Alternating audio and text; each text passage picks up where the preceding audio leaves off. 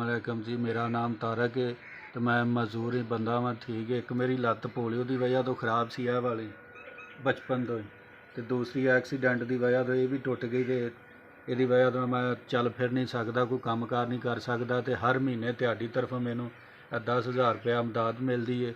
ਜਿਹੜਾ भी कोई भरा भैन भरा को मैनू ये भेजता है, अल्लाह पाक उसकी लंबी जिंदगी करे तो हसदा वसदा रहे, खुदा के कारोबार च बहुत ज़्यादा बरकत पाए। ਇਹ ਤੁਹਾਡੇ ਦਿੱਤੇ ਹੋਏ ਪੈਸਿਆਂ ਦੇ ਨਾਲ ਮੇਰੇ ਕਾਫੀ ਘਰ ਦੇ ਅਖਰਾਜਾਤ ਪੂਰੇ ਹੁੰਦੇ ਨੇ। ਇਹਦੇ ਨਾਲ ਬੱਚਿਆਂ ਦੇ ਕੋਈ ਰਾਸ਼ਨ ਪਾਣੀ ਆ ਜਾਂਦਾ, ਖਾਣ ਪੀਣ ਦੀਆਂ ਚੀਜ਼ਾਂ, ਕੁਝ ਮੇਰੀ ਦਵਾਈ ਲਈ ਇਹਦੇ 'ਤੇ ਖਰਚ ਹੋ ਜਾਂਦੇ ਨੇ। ਤੁਹਾਡੀ ਕੀਤੀ ਹੋਈ ਸਪੋਰਟ ਦੇ ਨਾਲ ਮੈਨੂੰ ਕਾਫੀ ਬਹੁਤ ਜ਼ਿਆਦਾ ਫਾਇਦਾ ਹੈ ਅਤੇ ਅੱਲਾਹ ਪਾਕ ਤੁਹਾਡੇ ਕਾਰੋਬਾਰ 'ਚ ਅਤੇ ਤੁਹਾਡੀ ਰਿਜ਼ਕ ਰੋਟੀ 'ਚ ਬਹੁਤ ਜ਼ਿਆਦਾ ਬਰਕਤ ਪਾਵੇ ਜੀ। ਇਹ ਜਿਹੜਾ ਵੀ ਭਾਈ ਮੇਰੀ ਮਦਦ ਕਰਦਾ ਪਿਆ, ਅੱਲਾਹ ਪਾਕ ਉਹਨਾਂ ਦੇ ਬੱਚਿਆਂ ਦੀ ਲੰਬੀ ਉਮਰ ਕਰੇ ਅਤੇ ਉਹਨਾਂ ਦੀ ਅੱਛੀ ਤਲੀਮ ਉਹਨਾਂ ਨੂੰ ਦਵਾਏ ਅਤੇ ਹੱਸਦੇ ਵੱਸਦੇ ਰਹਿਣ। ਉਹਨਾਂ ਦੇ ਮਾਂ ਬਾਪ ਦੀ ਲੰਬੀ ਉਮਰ ਕਰੇ ਅੱਲਾਹ ਪਾਕ, तो उन्होंने रिज़्क रोटी च बहुत ज़्यादा बरकत पाए जी।